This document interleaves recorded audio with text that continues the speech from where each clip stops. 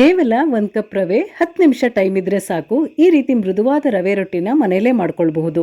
ರೊಟ್ಟಿ ಮಾಡೋದಕ್ಕೆ ಕಷ್ಟ ಅನ್ನೋರು ಕೂಡ ಈ ವಿಧಾನದಲ್ಲಿ ಟ್ರೈ ಮಾಡಿದರೆ ಬಹಳ ಸಾಫ್ಟ್ ಆದ ರೊಟ್ಟಿ ಮಾಡ್ಬೋದು. ನಮಸ್ಕಾರ ಎಲ್ರಿಗೂ, ವೆಲ್ಕಮ್ ಟು ಮೈ ಚಾನೆಲ್. ಬೆಳಿಗ್ಗೆ ತಿಂಡಿಗೆ ಅಂತಲ್ಲ, ಸಂಜೆ ಸ್ನ್ಯಾಕ್ಸ್ ಟೈಮಿಗೆ ಅಥವಾ ಲಂಚ್ ಬಾಕ್ಸಿಗೂ ಈ ರೊಟ್ಟಿ ಮಾಡಬಹುದು. ಇದನ್ನು ಮಾಡೋದಕ್ಕೆ ಮೊದಲು ನಾನು ಸ್ಟವ್ ಮೇಲೆ ಒಂದು ಪಾತ್ರೆ ಇಟ್ಕೊಂಡು ಇದಕ್ಕೆ 1/4 ಕಪ್ ಆಗುವಷ್ಟು ನೀರು ಹಾಕಿದ್ದೀನಿ. ನಾನು ಇದನ್ನು ಅಳತೆಗೆ ಇಟ್ಕೊಂಡಿದ್ದೀನಿ. ನೀವು ಯಾವುದಾದ್ರೂ ಒಂದು ಪಾತ್ರೆನ ಈ ರೀತಿ ಅಳತೆಗೆ ಇಟ್ಕೊಳ್ಬೇಕು.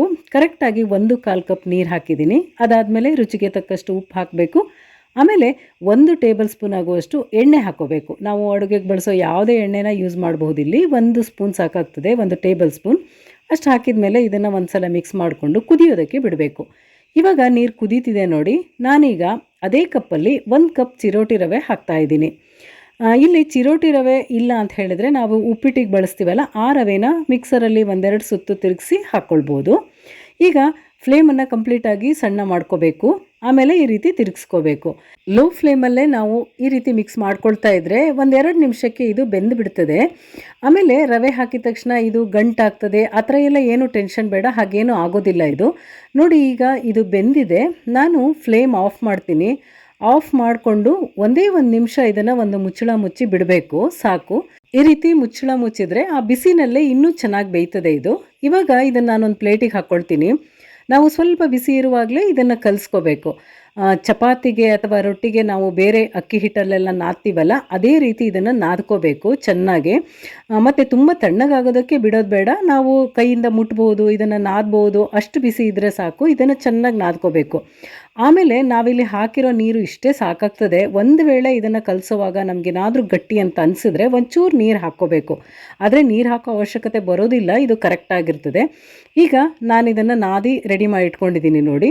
ಇನ್ನು ಇದನ್ನು ರೊಟ್ಟಿ ಮಾಡ್ಕೊಳ್ಳೋದು. ತುಂಬ ದೊಡ್ಡದಾಗಿ ರೊಟ್ಟಿ ಮಾಡ್ತೀವಿ ಅಂತ ಹೇಳಿದರೆ ಜಾಸ್ತಿ ಹಿಟ್ಟು ತೊಗೋಬೇಕು. ನಾನಿಲ್ಲಿ ಮೀಡಿಯಮ್ ಸೈಜಲ್ಲಿ ಮಾಡ್ತಾ ಇರೋದ್ರಿಂದ ಇಷ್ಟು ಹಿಟ್ಟು ತೊಗೊಂಡಿದ್ದೀನಿ. ಇದರ ಮೇಲ್ಗಡೆ ಒಣ ಹಿಟ್ಟು ಹಾಕೋಬೇಕು. ನಾನಿಲ್ಲಿ ಅಕ್ಕಿ ಹಿಟ್ಟೆ ತೊಗೊಂಡಿದ್ದೀನಿ. ಅಕ್ಕಿ ಹಿಟ್ಟು ಇಲ್ಲ ಅಂತ ಹೇಳಿದರೆ ಗೋಧಿ ಹಿಟ್ಟು, ಮೈದಾ ಹಿಟ್ಟು ಏನಾದರೂ ತೊಗೋಬೋದು. ಇದನ್ನು ಚಪಾತಿ ಲಟ್ಟಿಸ್ತೀವಲ್ಲ, ಅಥವಾ ಕೆಲವು ಸರಿ ನಾವು ರೊಟ್ಟಿನೂ ಹೀಗೆ ಲಟ್ಟಿಸಿ ಮಾಡ್ತೀವಲ್ಲ, ಆ ಥರ ಇದನ್ನು ಲಟ್ಟಿಸೋದು. ನಾನಿಲ್ಲಿ ಮೀಡಿಯಮ್ ಸೈಜಲ್ಲಿ ಮಾಡ್ಕೊಂಡಿದ್ದೀನಿ ನೋಡಿ. ಆದರೆ ಇಲ್ಲಿ ಎಡ್ಜೆಲ್ಲ ಅಷ್ಟು ಕರೆಕ್ಟಾಗಿ ಬಂದಿಲ್ಲ, ಕ್ರ್ಯಾಕ್ ಆಗಿದೆಯಲ್ಲ. ಇದನ್ನು ಒಳ್ಳೆ ಶೇಪಲ್ಲಿ ಮಾಡ್ಕೋಬೇಕು ಅಂತ ಹೇಳಿದರೆ ಈ ರೀತಿ ಯಾವುದಾದ್ರೂ, ನಾನಿಲ್ಲಿ ಒಂದು ಬಾಕ್ಸಿನ ಮುಚ್ಚಳದಲ್ಲಿ ಇದನ್ನು ಶೇಪ್ ಮಾಡ್ಕೊಳ್ತಾ ಇದ್ದೀನಿ. ಅಥವಾ ನೀವು ರೊಟ್ಟಿ ಮಾಡೋವಾಗಲೇ ಅದು ಚೆನ್ನಾಗಿ ಶೇಪ್ ಬಂದಿದೆ ಅಂತ ಹೇಳಿದರೆ ಹಾಗೆ ಬಿಟ್ಕೋಬೋದು.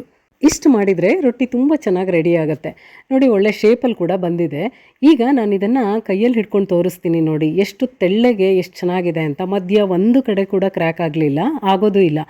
ಆಮೇಲೆ ಈ ರೊಟ್ಟಿ ಒಂದು ವಿಶೇಷ ಏನಂದರೆ, ನಾವು ಎಷ್ಟು ತೆಳ್ಳಗೆ ಮಾಡ್ಕೊಳ್ತೀವೋ ಅಷ್ಟು ಟೇಸ್ಟಿಯಾಗಿರ್ತದೆ. ಮತ್ತು ಅದನ್ನು ಕಾಯಿಸೋವಾಗಲೂ ಚೆನ್ನಾಗಿ ಉಬ್ಕೊಂಡು ಬರುತ್ತೆ.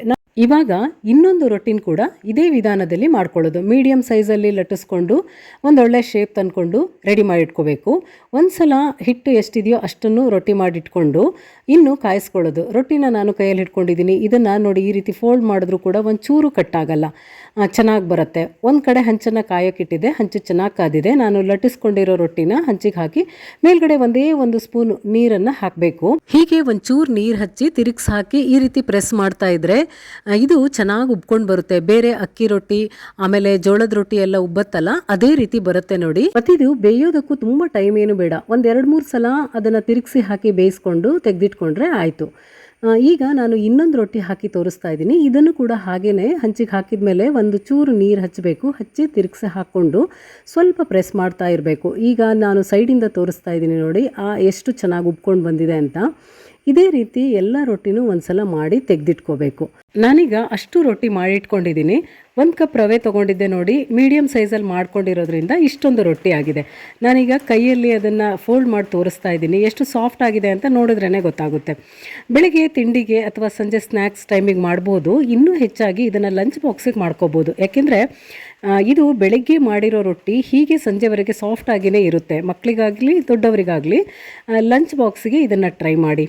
1 ಕಪ್ ರವೆಯಿಂದ 10 ನಿಮಿಷದಲ್ಲೇ ಈ ರೀತಿ ಸಾಫ್ಟ್ ಆಗಿರೋ ರವೆ ರೊಟ್ಟಿನ ನಾವು ಮನೇಲಿ ಹೇಗೆ ಮಾಡ್ಕೊಳ್ಳೋದು ಅಂತ ನೋಡಿದ್ರಲ್ಲ. ನಾನಿದನ್ನು ಬೀನ್ಸ್ ಪಲ್ಯ ಜೊತೆ ಸರ್ವ್ ಮಾಡಿದ್ದೀನಿ. ಯಾವುದಾದ್ರೂ ಪಲ್ಯ ಅಥವಾ ಚಟ್ನಿ ಜೊತೆ ಚೆನ್ನಾಗಿರುತ್ತೆ. ಅಥವಾ ನಾನ್ ವೆಜ್ಜಲ್ಲಾದರೆ ಚಿಕನ್ ಸಾರು ಜೊತೆ ತುಂಬ ಚೆನ್ನಾಗಿರುತ್ತೆ. ಇದು ತುಂಬ ಕಡಿಮೆ ಸಮಯದಲ್ಲಿ ಕೇವಲ 1 ಕಪ್ ರವೆಯಿಂದ ಮಾಡುವಂತಹ ಬಹಳ ಮೃದುವಾದ ರವೆ ರೊಟ್ಟಿ ನಿಮಗೆ ಇಷ್ಟ ಆಗಿದ್ರೆ ನೀವು ಟ್ರೈ ಮಾಡಿ.